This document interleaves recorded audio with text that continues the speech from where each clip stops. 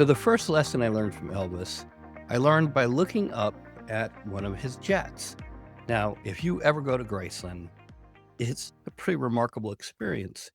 It's something that Elvis could never imagine because you have the home on one side of the street. On the opposite side of the street, the company that bought all the rights to Elvis, the company's called American Brand Management.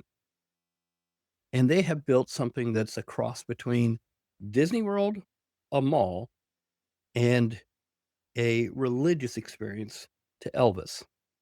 So if you were ever an Elvis fan, this is the place to go. Now, of course, I went there not being an Elvis fan. I went there being a total novice. And one of the things they did that's really cool, they got his jet sitting on this tarmac, in the parking lot. And so I'm sitting there looking at the jet. It's cold, it's wet, it's rainy, it's December in Memphis, not the best time to go, but it's great because there's no crowds. So on gold letters on the tail, and I'll put it in the show notes, a picture of it, is the jet, the Lisa Marie, that says TCB and a lightning bolt next to it. And I kept staring at it going, what's this got to do with Elvis? I'm trying to figure out what it meant. Now, that required a little bit of a deep dive about Elvis. So we have to back up a little bit. We got to back up all the way back when Elvis is 18 years old. Now you have to understand at age 18, he just graduated from high school. He is a electrician's apprentice and a truck driver. And he's just trying to make a living, and his dream is to be a gospel singer. And of course, I can imagine dinner table conversations with dad. Dad's like, yeah, I understand you want to be a gospel singer, son, but you got to learn a trade. You got to learn to be an electrician. So my first lesson from Elvis was the code, TCB, in a flash. Show up, deliver, take care of business now. A fantastic, simple code that he used for himself and his team. Now, for Atticus, our code is great practice, great life. That's what we're after. As you're listening to this, what I'm going to encourage you to do is say, what's my code? What's my TCB code? It could be excellence without exhaustion. It could be clients first and family fierce. It could be lead with integrity, close with impact. It could be serve deeply, live fully. You got to think about what your code is. So what's my point? Elvis created a fantastic code, TCB in a flash, and it became his operating system, his mission statement. And he basically lived by it. So whatever you choose as your TCB code, live it, play it. In this case, TCB was the code of a gospel singing kid who became the first world's megastar. So let's talk about the second lesson I learned from Elvis. And probably not so much from Elvis as I think about it, but this is pretty interesting. After the breakthrough night in July 54, when Elvis records That's All Right, things start to pick up for him. In 1955, at just 20 years old, Colonel Parker takes over his management and basically starts managing Elvis's career. The colonel negotiates the flipping of Elvis's contract from Sun Records to RCA.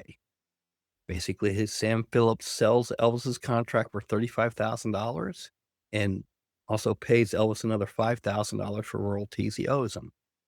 Sam Phillips sold the contract because he knew he couldn't keep up with what was happening with Elvis. So by January of 1956, Elvis is now recording for RCA. He goes into his first recording studio session and records Heartbreak Hotel. The song explodes. By March, it's #1 on the Billboard charts. He makes his national TV debut on the Dorothy Brothers stage show in January. And then the colonel negotiates $50,000 fee, a record, for 3 appearances on the Ed Sullivan Show. Now, one of the people that sees the Ed Sullivan Show is a producer in Hollywood. His name's Hal Wallace. And Hal sees the screaming audience and says, this kid's got star power. He then flies Elvis to Hollywood for a screen test and signs him on the spot for a movie called The Reno Brothers. So at 21 years old, Elvis goes from being an electrician's apprentice and driving a truck to pretty much starring in a movie. It's the very first movie. In the process of making the movie, They rename it from the Reno brothers to Love Me Tender. So in November 1956, just 10 months after Heartbreak Hotel, in 2 short years, Elvis has gone from unknown to a megastar. And that's when Colonel unleashes the ultimate content marketing machine. I'm going to give you 3 basic suggestions. First, pay attention to frequently asked questions in your practice. You answer certain questions all the time. Your team answers certain questions all the time. All you have to do is pick up your phone and do 10 videos and post them to your YouTube channel, post them to LinkedIn, post them to Instagram, post them to Facebook, put them on your website, or set them up so that your team can email these questions to prospects and clients at any given time.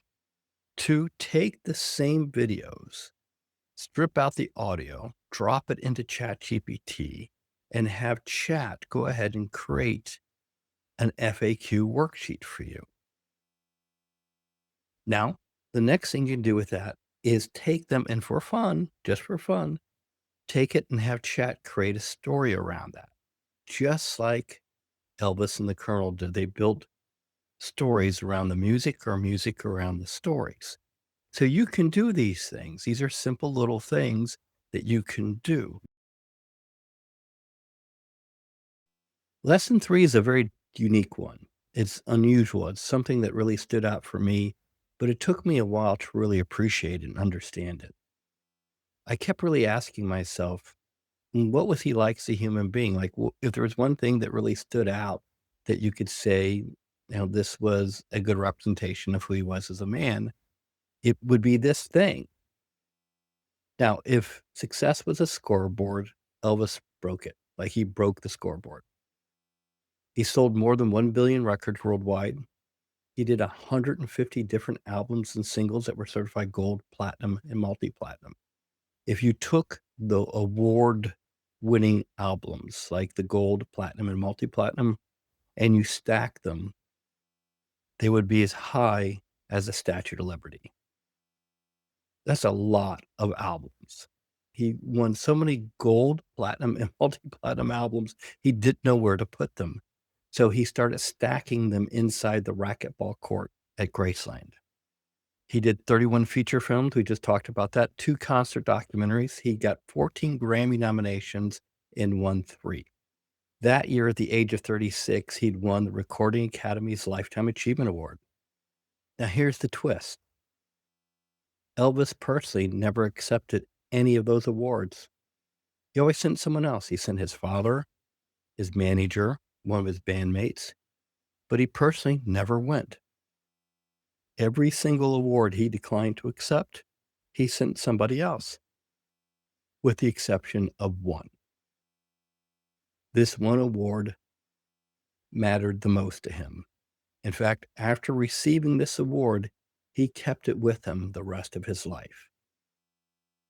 So what's this weird thing? What is this weird award that he won? So at the age of 36, Elvis is a husband, a dad.